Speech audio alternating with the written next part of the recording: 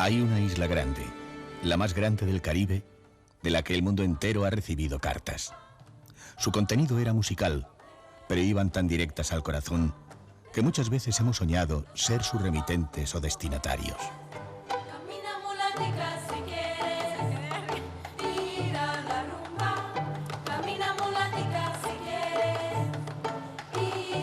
En contacto con los cubanos, el recién llegado pronto se dará cuenta de que aquellas canciones no son simples palabras endulzadas con música, sino que detrás de ellas hay todo un modo de sentir la vida.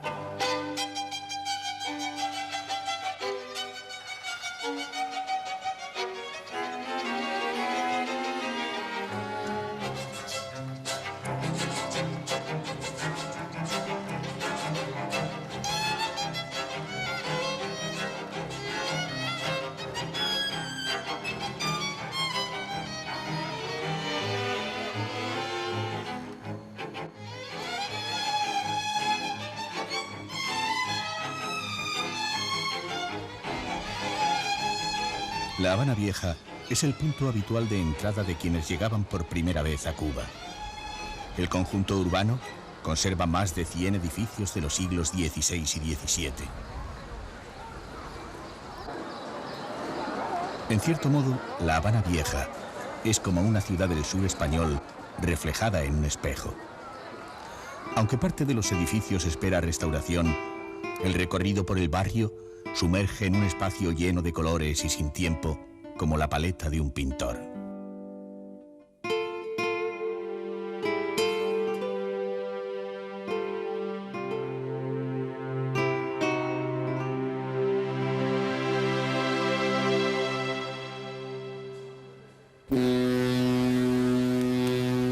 El ambiente que crea esta parte de la ciudad transporta al viajero a la época en que La Habana era punto de concentración de los barcos que venían de España cargados de víveres para repartir en sus asentamientos americanos y volvían con productos por entonces exóticos como el maíz, la patata, el cacao o el tabaco. Pero La Habana Vieja no es una ciudad museo, sino un museo viviente. En sus calles hoy caben tantas razas como tonos puede tener el azúcar. Blanco, moreno y prieto son solo palabras de aproximación a los 1000 colores de piel que ha dado el mestizaje entre razas. En el mercadillo de la Plaza de Armas es difícil distinguir qué cosas son de origen europeo o africano. Todo es mestizo, todo es cubano. La Plaza de Armas es la más antigua de La Habana y concentraba el poder civil. En uno de los lados se encuentra el templete que recuerda la fundación de la ciudad.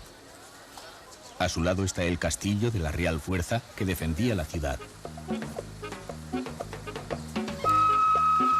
Su veleta, decorada con una figura de mujer, fue la primera escultura que se forjó en Cuba. Completan el cuadrado de la plaza el Palacio del Segundo Cabo y el de los Capitanes Generales. Este último fue sede del gobierno de la isla en tiempos de la colonia y después de la independencia se convirtió en palacio presidencial. Quien se detenga en la plaza de la Catedral acabará sintiendo entre columnas, volutas y otros recursos decorativos una grata sensación de armonía.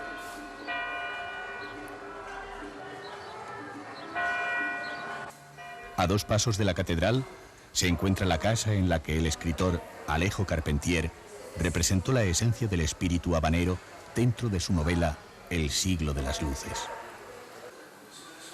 Justo al lado está la bodeguita del medio. La fama de esta modesta bodega se debe a que en ella nació el mojito, un combinado de ron, limón, azúcar y menta conocido en todo el mundo. En realidad, hay 2 Habanas viejas. La Habana restaurada, turística, y la Habana vieja, de verdad vieja. La primera ha traspasado el umbral de la supervivencia y resulta visitable, fotografiable. La segunda ha perdido todas sus capas de pintura. Como una anciana que fue elegante en su juventud, muchos de sus rasgos aún recuerdan la belleza escondida tras el paso de los años. No hay mentira en su rostro, pero tampoco queda orgullo. Si acaso, la belleza de lo que fue y ya no es, que es otra forma de belleza. La fortaleza extrema de quien muestra sin pudor las huellas de los huracanes, las lluvias, las agresiones, la vida misma que lejos de convertirse en antigüedad, falsa eternidad, se deja ir, se desvanece.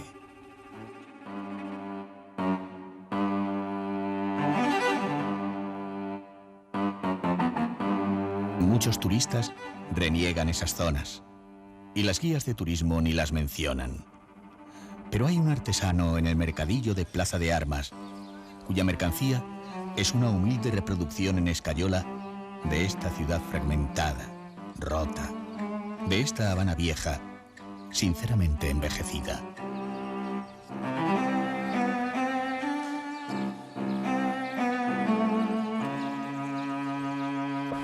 Una nueva peregrinación literaria comienza en otro de los establecimientos más conocidos de Cuba, el Floridita, inmortalizado por Hemingway en alguna de sus novelas. Hemingway vivió casi 40 años en Cuba. Los primeros 11 en el Hotel Ambos Mundos, dentro de la Habana Vieja. Todavía se conserva una habitación con sus recuerdos. Después, cuando decidió quedarse para siempre en esta isla, hizo su casa en la finca La Vigía, situada en un barrio periférico.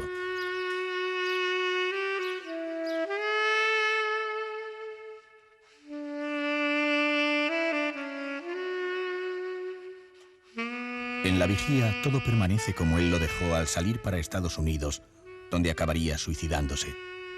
Sus cosas nos ponen en contacto con la parte más humana del escritor, que aunque de apariencia jovial y vitalista, tenía una personalidad inestable. Conocido su carácter depresivo y su final, cabe preguntarse por el destino que reservaba a estas balas. En el jardín pueden verse las tumbas de sus perros y también su yate, en el que pudo madurar su novela El viejo y el mar. Su piscina, aunque vacía, intenta mantener vivo el recuerdo de este cubano de adopción genial y complejo que después de una vida de creación decidió destruirse a sí mismo.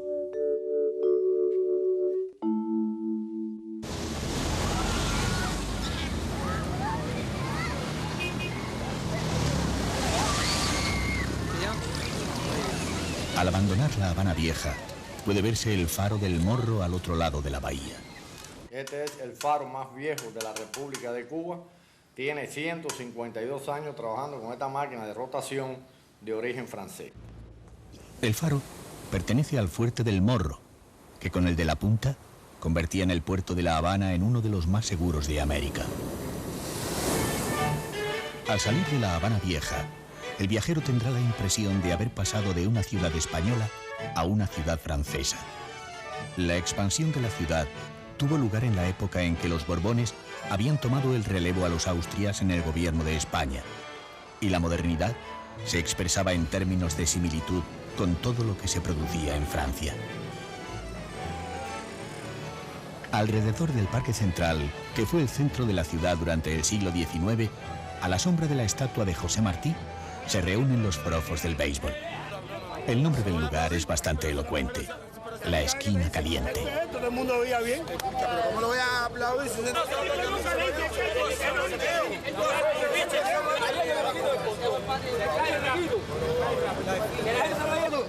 Lo que se perdió fue la copa. Lo único oficial. Cerca del Parque Central está el Capitolio, inspirado en el de Washington, hoy Academia y Museo de Ciencias Naturales. La vida de la ciudad se ha desplazado hacia otras partes. La zona del Vedado está llena de palacetes de principios de siglo que lo han convertido en uno de los barrios más distinguidos de La Habana. Uno de esos palacetes es el de la familia de la escritora Dulce María Lionar. Aquí estuvo Lorca cuando vivió en Cuba durante varios meses.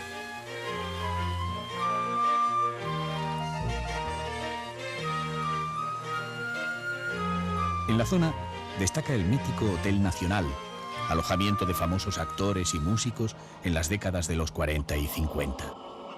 La Plaza de la Revolución es el centro de la vida política actual.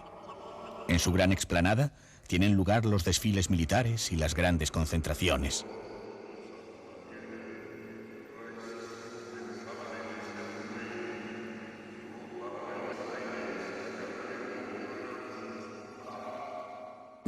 La insuficiencia del transporte público es resuelta con imaginación.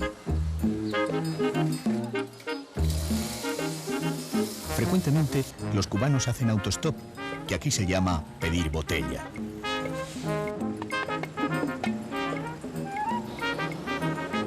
El ahorro de gasolina ha impuesto modelos de transporte colectivo que será difícil encontrar en cualquier otro lugar del mundo. El más popular se llama camello.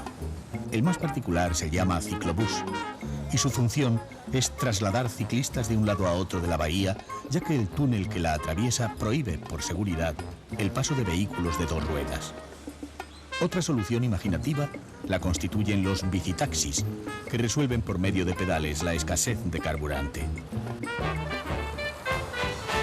Uno de los aspectos chocantes en Cuba es el alto número de coches antiguos que circulan por las calles. Se debe sin duda a las especiales circunstancias de la economía, pero en todo caso constituyen un delicioso anacronismo.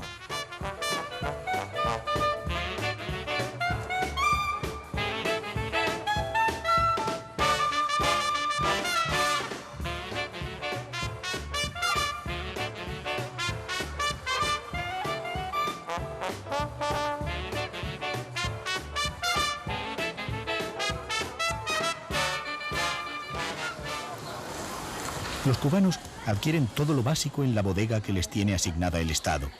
Todo lo que necesiten o deseen fuera de lo estipulado en su cartilla de racionamiento lo pueden conseguir en tiendas o mercados en los que rige como moneda el peso, o bien en otros en los que rige el dólar, llamados diplomercados.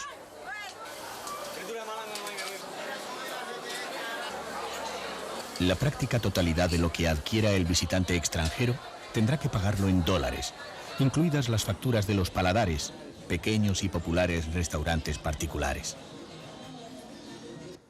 Pero nadie debe abandonar La Habana sin entregarse un rato a contemplar la vida de esta ciudad asomada al malecón, un paseo de 7 kilómetros que recorre la línea del mar, abierto desde la embocadura del puerto.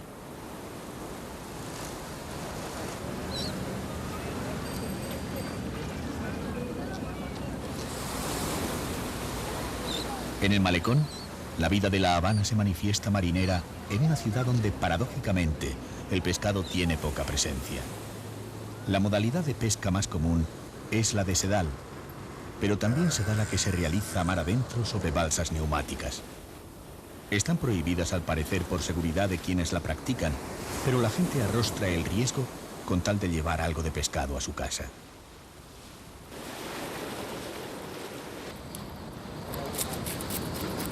Por la tarde, el malecón se convierte en un espectáculo en el que la gente es a la vez espectador e intérprete.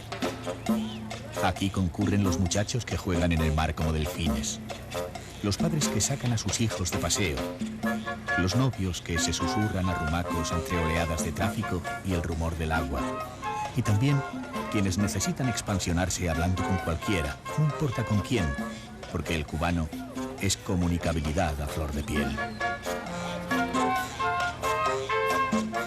Cuando el sol se pone definitivamente, el viajero puede disponerse a conocer Cuba, convencido de que ha vislumbrado el verdadero espíritu de La Habana.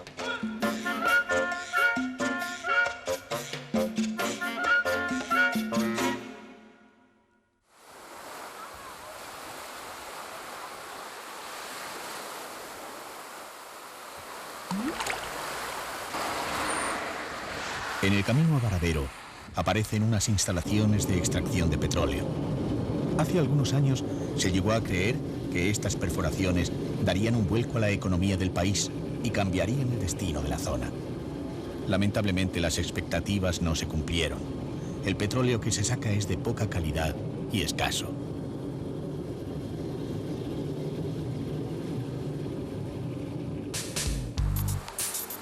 Varadero es una península de 18 kilómetros de largo y apenas 1 kilómetro de ancho. Su propia configuración invita a pensar que se está en un mundo aparte.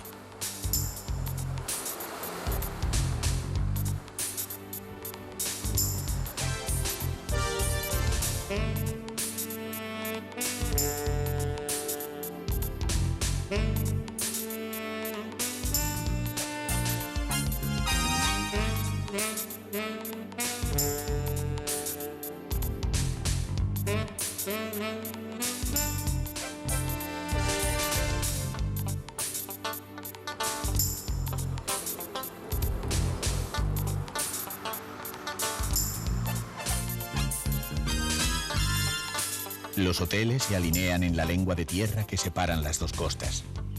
En medio de ellos, todavía queda como restaurante la casa del señor Dupont, que empezó a dar a conocer Varadero, y la casa del gángster Al Capone, que también se ha convertido en restaurante.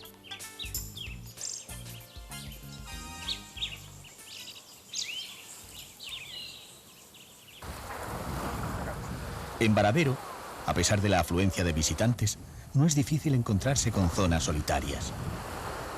Desde la playa es fácil ver que estos dos hombres no son los únicos que les gusta la pesca.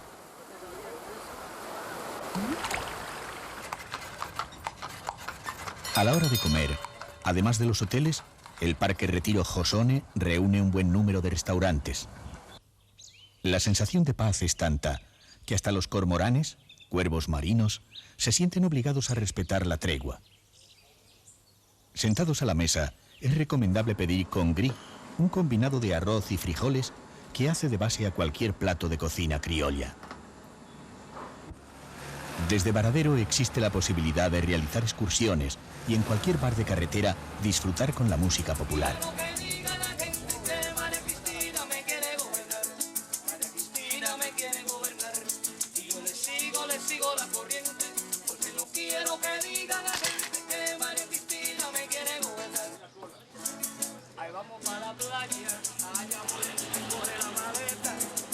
En dirección sur, pronto se llega a la península de Zapata, que es la mayor reserva natural de Cuba, ya que la mayor parte del territorio lo ocupa una ciénaga. En el sitio llamado La Boca, se visita una granja poco común.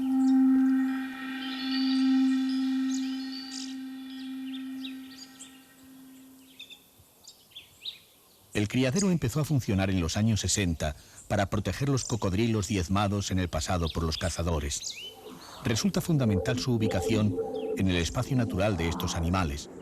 Son bastante prolíficos y su vida suele alcanzar alrededor de 80 años. A la hora de emparejarlos, los cuidadores seleccionan los mejores ejemplares. Gracias al criadero, el parque cuenta actualmente con una población de varios miles de ejemplares.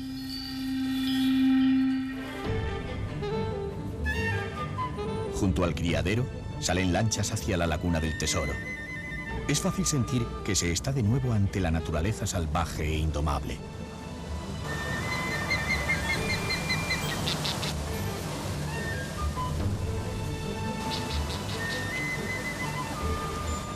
Al otro lado de la laguna se encuentra el centro Guamá, que imita la estructura de un poblado taíno.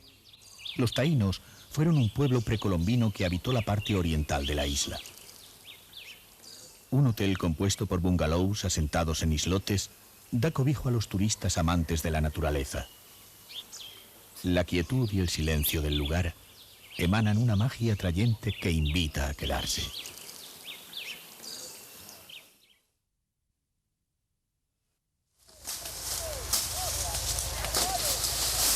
Los cultivos de caña de azúcar ponen al viajero en contacto con la historia de Cuba y con lo más profundo del alma de los cubanos.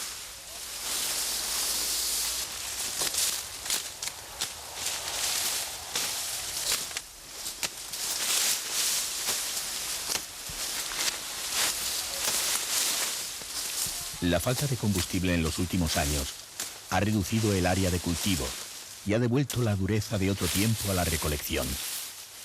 Después de contemplar las labores de la zafra, es difícil olvidar que hasta convertirse en azúcar, la caña tiene su trago amargo.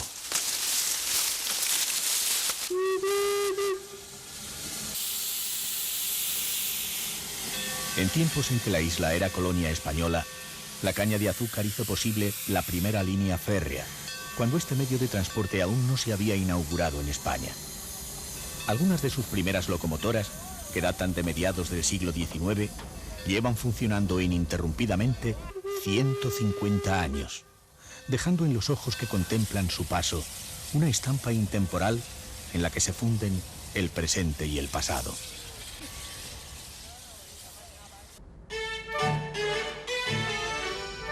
En el pasado, las haciendas de este área eran de tamaños inabarcables. La aglomeración de esclavos era tanta que aconsejó a los gobernantes la fundación de nuevas ciudades. Una de estas nuevas ciudades fue Cienfuegos.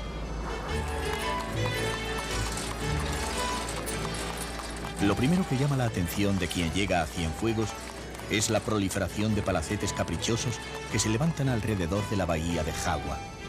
En uno de ellos, que sorprende especialmente por su extravagancia y originalidad, se celebran actualmente banquetes de bodas. Es el Palacio del Valle.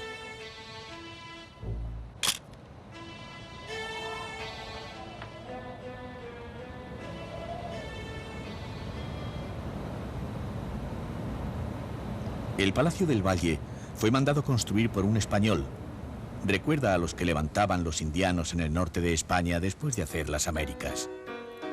Cienfuegos, tierra mía, donde el más fino el aire, más tersa su bahía y más clara su luz, me sigue noche y día, su cálido recuerdo, ciudad del alma mía, linda perla del sur. La ciudad de Cienfuegos surgió de la noche al día a principios del siglo XIX. Nació como si los caballos que todavía trotan por sus calles transportando viajeros hubieran ido levantando casas a su paso. La fundaron 40 colonos venidos de Burdeos por deseo del gobernador José Cienfuegos.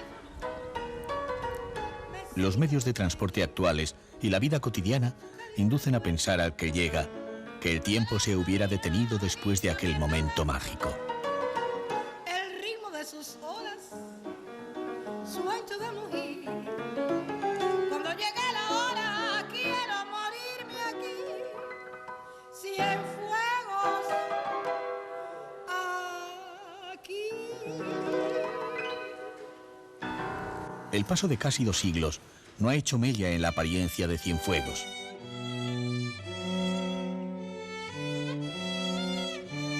Los edificios que circundan el Parque José Martí se presentan tan limpios y brillantes que parece que aún no hubieran sufrido la acción del sol ni la lluvia, como si estuvieran recién acabados de pintar.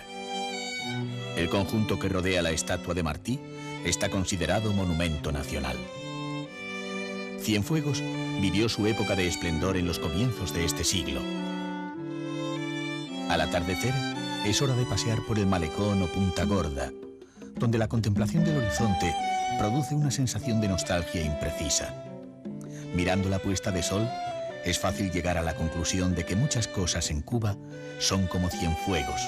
Surgen de repente, como los boleros, intentando fijar en el tiempo un momento fugaz e intenso.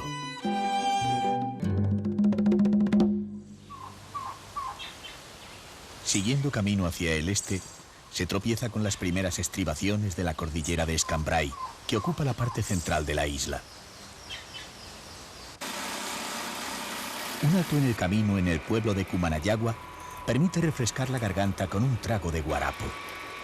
El guarapo es el jugo de la caña de azúcar recién exprimida. Como bebida que carece de alcohol, es apta para todas las edades. En toda Cuba es muy popular. Su alto contenido de azúcar proporciona efectos tonificantes. El paisaje se vuelve cada vez más abrupto a medida que se asciende. Cuando se alcanza una altitud de 600 metros, es recomendable cambiar de vehículo para seguir viaje. La excursión, que empezó a la placentera orilla del mar, se ha convertido poco a poco en una aventura.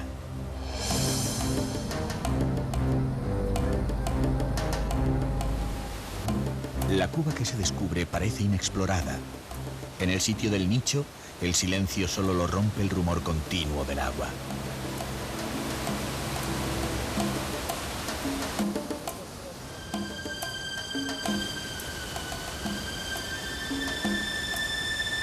La frescura del agua es poco frecuente en países tropicales. Aquí la sonoridad de Cuba no se limita a la del agua. Aquí Cuba, además, se oye. Si el viajero viene provisto de paciencia y algo de suerte, podrá descubrir entre las ramas el tocororo, el pájaro nacional de Cuba, cuyo plumaje reproduce los colores nacionales.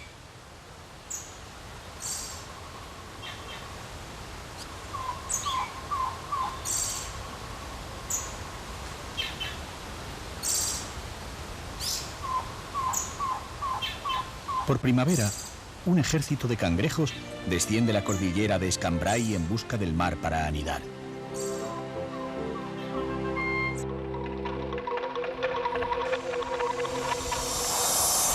Este se ha salvado de casualidad, pero no todos correrán la misma suerte.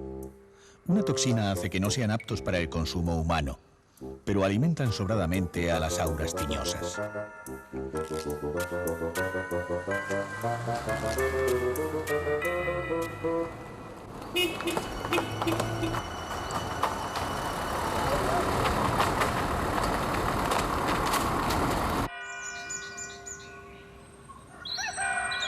Trinidad al amanecer.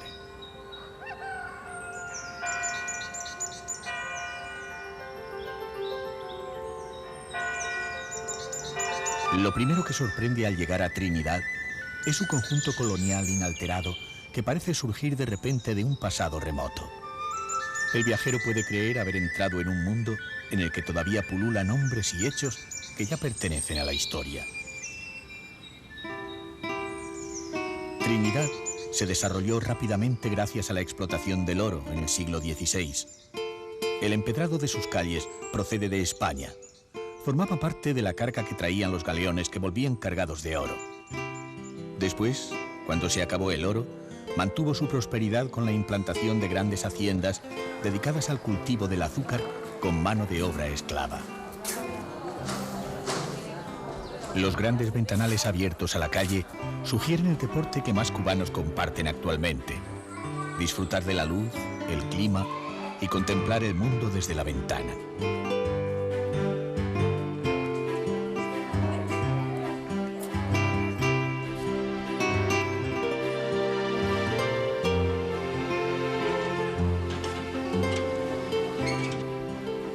Este Ford de 1928 forma parte del paisaje callejero.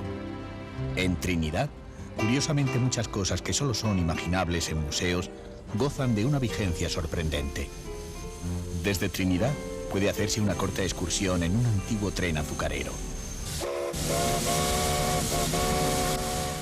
A pocos kilómetros de dejar Trinidad se presenta ante la vista un hermoso valle que reúne la mayor manifestación de cultivo de caña de azúcar que pueda concentrarse en una sola mirada.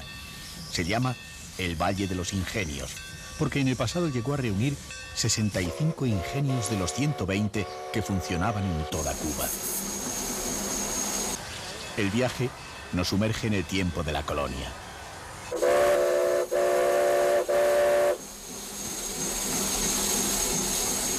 Los ingenios se alimentaban con mano de obra esclava bajo un régimen patriarcal. El viajero cree ver en todo lo que desconoce a lo largo del camino indicios de aquel sistema de explotación afortunadamente extinguido.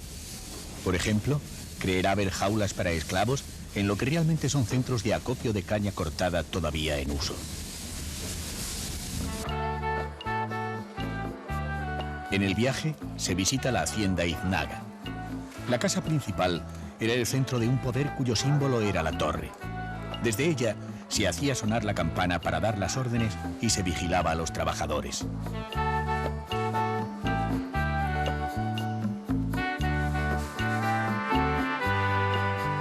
La visita a la hacienda Iznaga tiene algo de dulce y amargo a la vez, pues invita a pensar en la cantidad de vidas anónimas que no suelen recoger las páginas de la historia.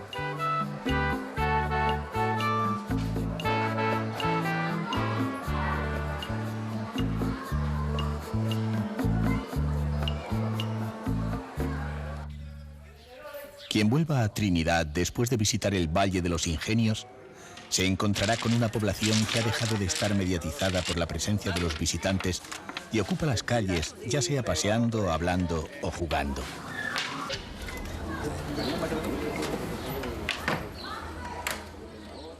Cuando la luz del día se va y los sentimientos se desatan de las razones, El lugar de reunión más común en cualquier ciudad cubana, por pequeña que sea, es la Casa de la Trova.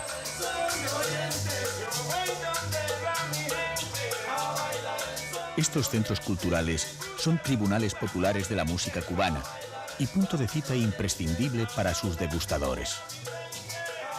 Puede haber auditorios más reputados en el mundo del espectáculo, pero no más entendidos en el arte de hacer música.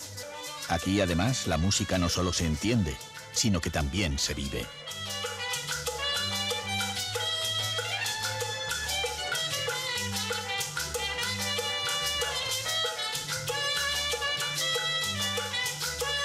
El género que más se prodiga es el son, que se caracteriza por la alternancia de un solista con un pequeño coro. Con el son se expresa todo, desde el sentimiento más profundo a la manifestación social más cotidiana.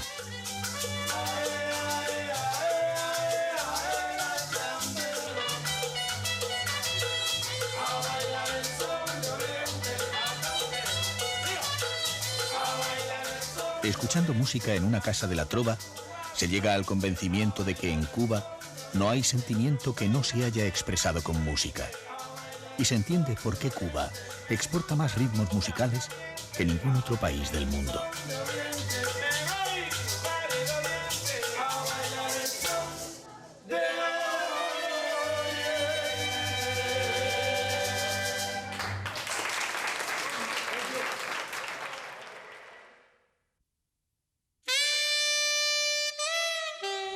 Una de las cosas por las que Cuba es conocida en todo el mundo es por sus tabacos.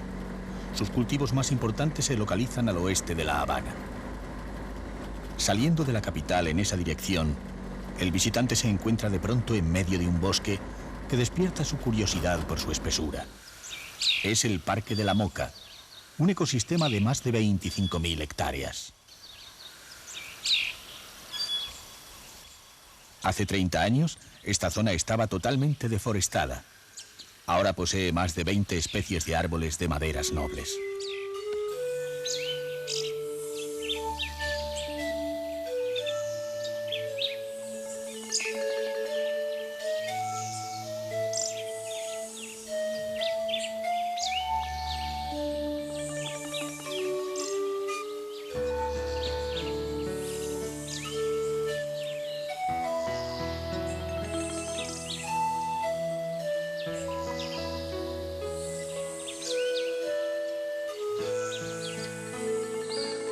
Una laguna artificial, creada por embalse de las aguas del río San Juan, permite realizar paseos en barco, aunque lo que prima en estos parajes es andar.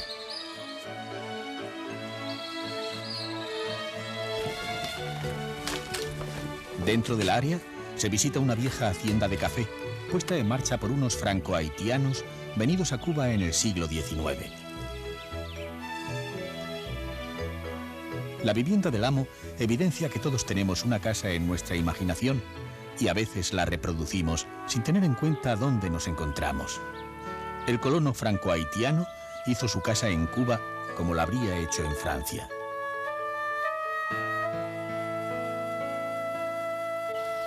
El pueblo de Las Terrazas, una comunidad campesina de apenas 1000 habitantes, ha quedado comprendido dentro del área protegida.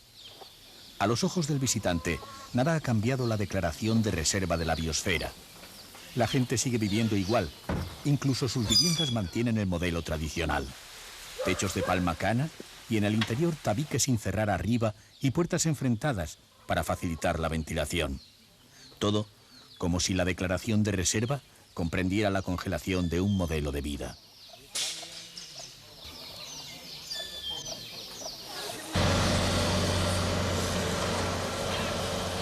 La dificultad de movimientos que tienen los cubanos les ha dado una nueva noción del tiempo. La impresión que recibe el viajero es que viven en la carretera a la espera de algo que no llega. Pero ellos parecen no hacer una tragedia de las esperas y tomarlas con filosofía. Con su actitud, han sacado de la crisis una virtud. La escasez de medios de transporte ha convertido la solidaridad en una obligación, legal en los coches del Estado y moral en el caso de los coches particulares. Siguiendo hacia el oeste, se entra en el territorio de los tabacales. Los entendidos afirman que la provincia de Pinar del Río produce las mejores hojas de tabaco del mundo. Este cultivo constituye el tercer recurso económico del país tras el turismo y la caña de azúcar. Cerca de cada suerte de cultivo suele verse una choza. Son los secaderos. Las hojas de tabaco pasan a ellos en pequeños manojos para que no se pudran después de recolectadas. La necesidad de aire en el oreado exige que el secadero esté bien ventilado. El secretario de Estado de Relaciones Exteriores de República Dominicana, excelentísimo señor Eduardo Latorre Rodríguez. Al entrar en la fábrica de cigarros, sorprende la voz de un hombre que se impone desde un estrado. En cumplimiento de una invitación del canciller cubano Roberto Robaina. Al parecer, es tradicional la figura del lector en estos establecimientos. Su función es leer al resto de trabajadores, obras literarias y la prensa del día.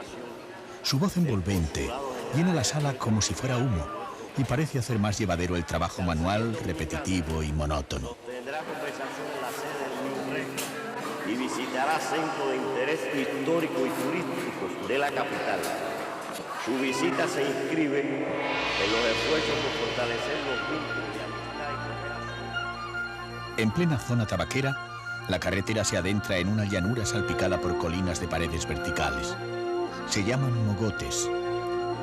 Los mogotes están llenos de cuevas por las que corren ríos subterráneos. Algunas de ellas pueden visitarse.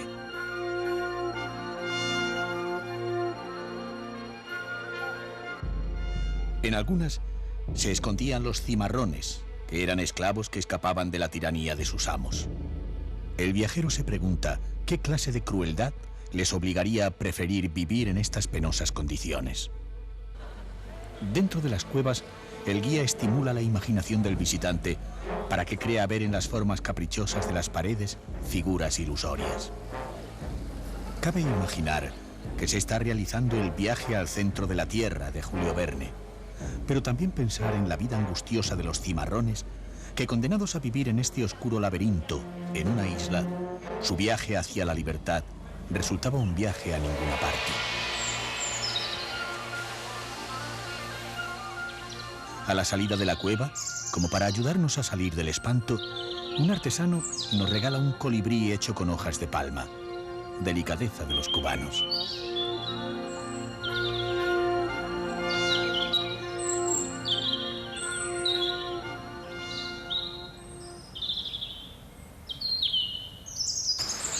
A los pies de los mogotes, en medio de la llanura, se encuentra el pueblo de Viñales.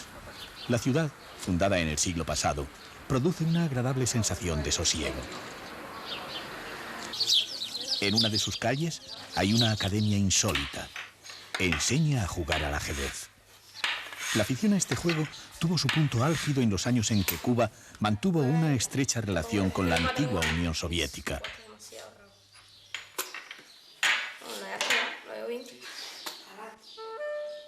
Esta es la zona más lluviosa de la isla. Por eso está llena de porches. Pero llama la atención que bajo sus tejados siempre hay mecedoras. La mecedora es un arte de quietud y balanceo, relax y movimiento. La mecedora parece hecha para regresar a la infancia.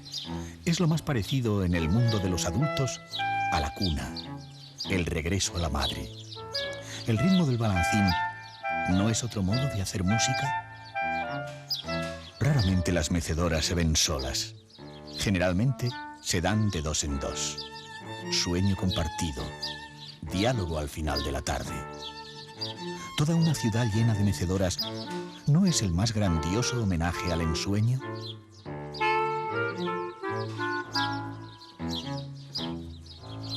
A unos pocos metros, una niña juega con una planta curiosa. Aquí en Viñales, su nombre no podía ser otro: Dormidera.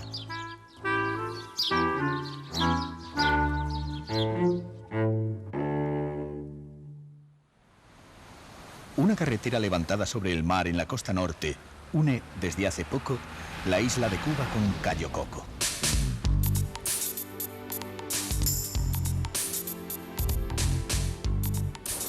Circular sobre ella entre dos grandes masas de agua produce una sensación extraña e inquietante que no se disipa a lo largo de sus casi 30 kilómetros.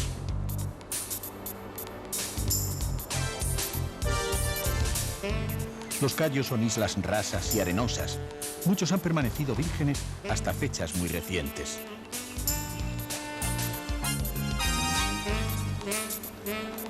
Pese a que la carretera solo funciona desde el año 93, Cayo Coco ya dispone de varios hoteles. Algunos reproducen incluso ambientes tradicionales de Cuba. Las playas habilitadas, bellísimas, tienen el aliciente añadido de estar lejos del resto del mundo.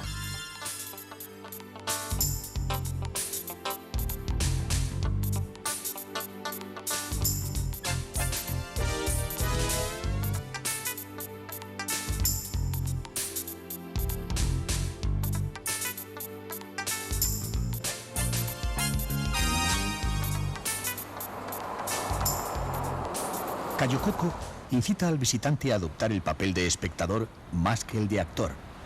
Lo mejor que ofrece este cayo es la observación del mundo que encierran los parajes en los que todavía no hay caminos. Más del 70% de la superficie de estos cayos está cubierta de bosque. El árbol más abundante es el mangle, que puede tomar el agua salada de estas tierras bajas, donde a menudo aflora el agua del mar.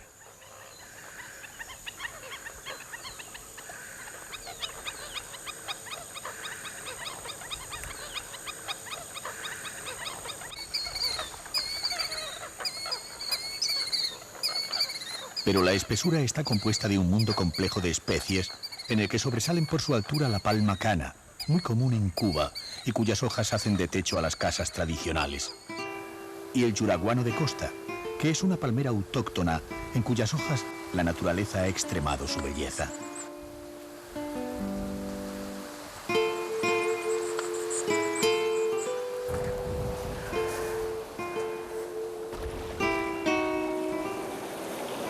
La altura media sobre el nivel del mar es de 1 metro. La altitud máxima se alcanza en las dunas, que llegan a los 14 metros. Desde ellas puede divisarse el mar de un inusitado color verde y apreciar la diferencia de color entre el agua marina y la de los lagos internos, enrojecida por la descomposición del mangle.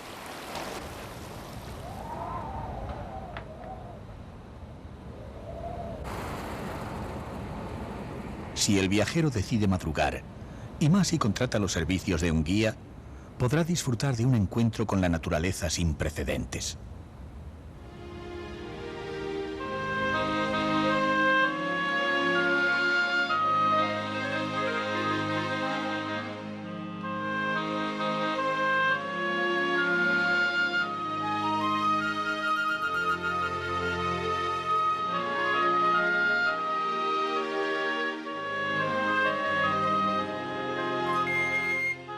Justo con el alba, la vida de las aves cobra una inusitada actividad. Cayo Coco es una reserva natural en la que se las puede observar a una distancia cercana.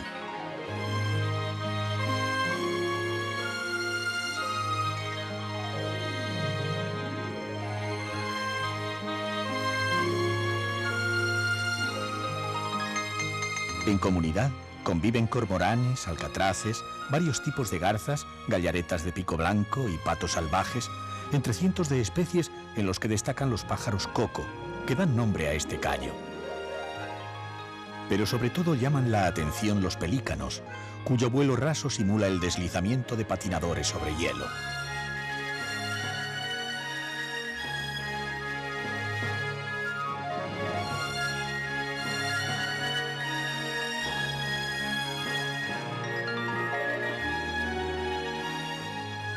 Lo que parece una nube rosa propia del amanecer no es sino una línea en el horizonte donde conviven miles de flamencos.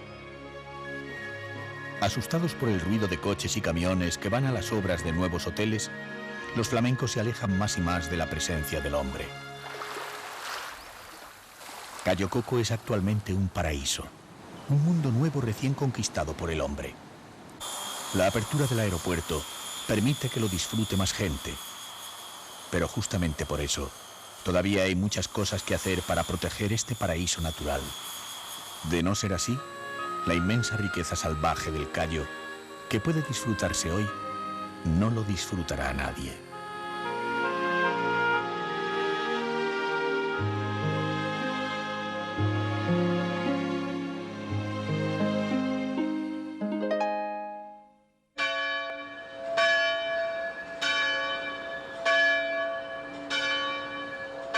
Santiago es el contrapeso geográfico de La Habana. Está situada en el sureste de la isla, donde según los cubanos está lo más caribeño de Cuba. La palabra caribeño comprende muchas cosas, pero desde luego tres conceptos: ingenio, ruido y calor. La impresión que se tiene al tomar contacto con Santiago es que la gente hirviera en una olla a presión. ¡Vamos, Apenas se anuncia una salida desde las piqueras, que así se llama a las paradas de transporte público, la gente abarrota el vehículo, cualquiera que sea su tipo. El santiaguero sube a todo lo que esté en condiciones de moverse. Santiago es acción, bullicio y movimiento.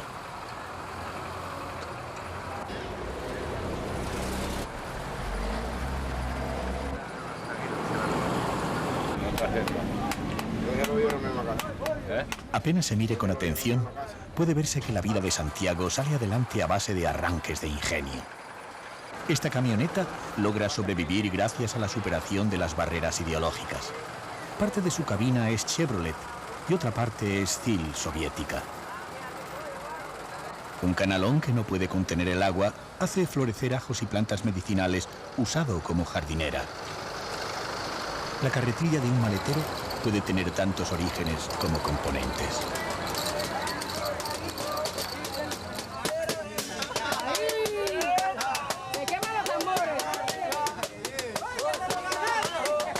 En el mercadillo popular, los artesanos ofrecen versiones caseras de objetos caros, incluido repuestos para electrodomésticos viejos.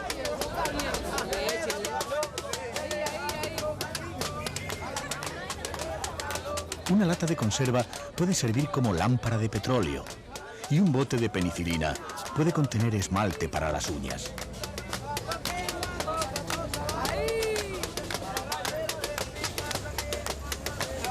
La coyuntura económica de Cuba no es envidiable, pero la gente, antes que encomendarse a ningún dios, pone de manifiesto que la felicidad es una sensación que se consigue con una actitud ante la vida a la que no es ajena la imaginación. Al visitante no le será difícil sorprender en la calle una celebración. En muchos pueblos de América se celebra la fiesta de los 15 años, que equivale a un reconocimiento social de mayoría de edad. En Santiago, además, se celebra la de los 5 y la de los 10.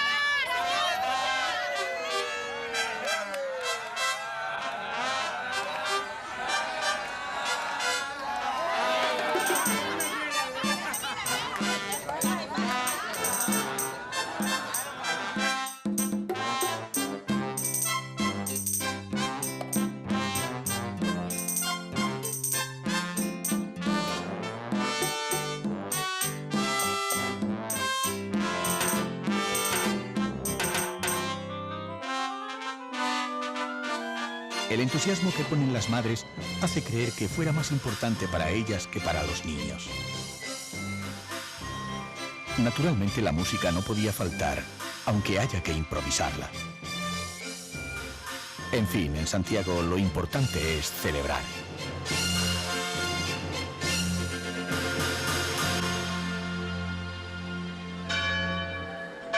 La catedral. La vida de Santiago gravita sobre el Parque Céspedes, centro antiguo que reunía todos los poderes. Una casa que llama especialmente la atención por su sobriedad pasa por ser la casa más antigua de la isla. Su construcción tuvo lugar en los primeros tiempos de la colonia y representó el poder absoluto, ya que en ella vivió Diego Velázquez, que fue el hombre más poderoso de Cuba. Por aquel entonces, Santiago era la capital de la isla, y esta ciudad era el reflejo de la hispanidad. Es posible también visitar el Museo Bacardí, con su colección de pintura, o conocer la mastodóntica Plaza de la Revolución.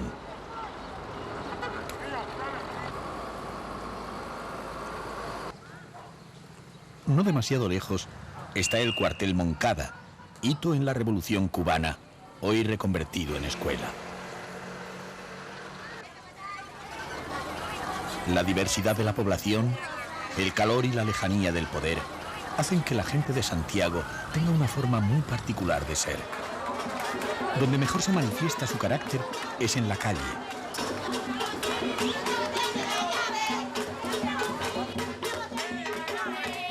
Con la espontaneidad de su gente, convierten su vida en fiesta a cualquier hora del día.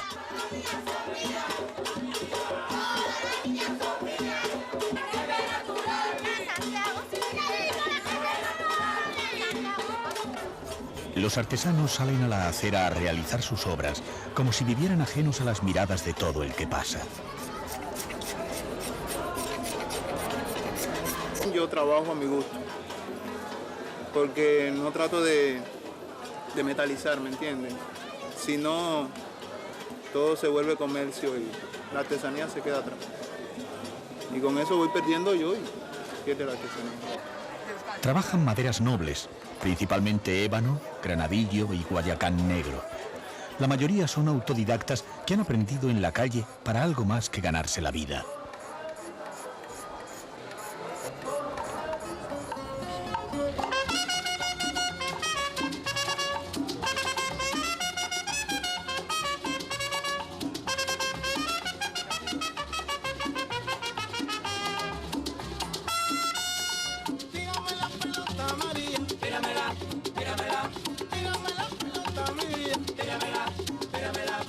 El cubano Fernando Ortiz dijo que la música popular es la voz del pueblo y el alma común de las generaciones. En Santiago la música parece tener tanto tiempo y tanta vida como eternidad plena dicen que tiene la gloria. Quizás la embriaguez de vida, expresada en ritmo, hizo afirmar a Lorca en un verso: volveré a Santiago.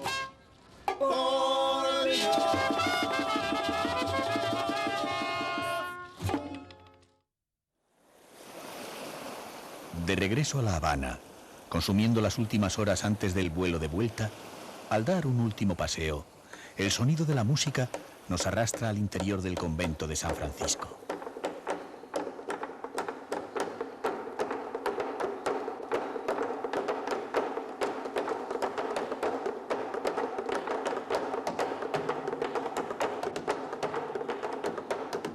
El grupo Camerata Romeu ensaya la música de López Gavilán, un autor cubano contemporáneo.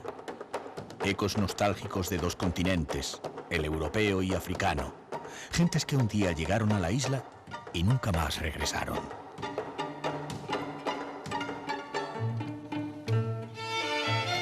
Cuando el viajero prepara la maleta de vuelta a su país, ya sabe que algunas fotografías que tomó en su viaje proceden de otra época remota, cercana a su infancia o a la infancia de sus abuelos.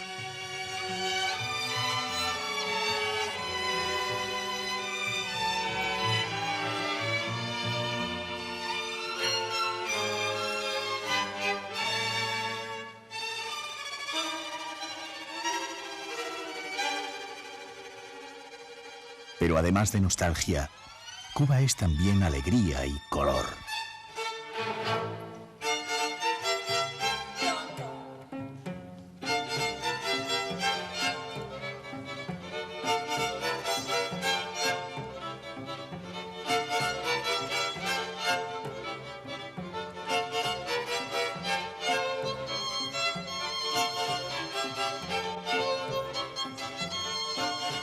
Cuba es playas, sol y música, pero sobre todo seres humanos. Gente con una extraordinaria vitalidad. Hombres y mujeres que a cualquier viajero que pase unos días en esta isla le habrán llegado directos al corazón.